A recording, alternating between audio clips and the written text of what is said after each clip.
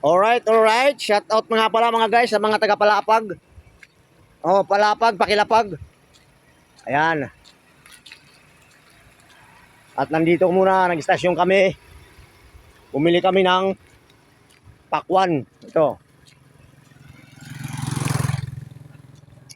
Yan ay dadalhin sa Blue Lagoon Beach. Malayo pa, kuya, ang Blue Lagoon? Wala. Tingnan, buwak ah. Ngayon, butang. Yan. Bumili sila ng pakwan.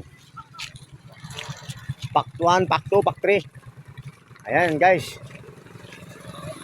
Sulit naman siguro yung pupuntahan natin guys. Mamaya ipapakita ko sa inyo.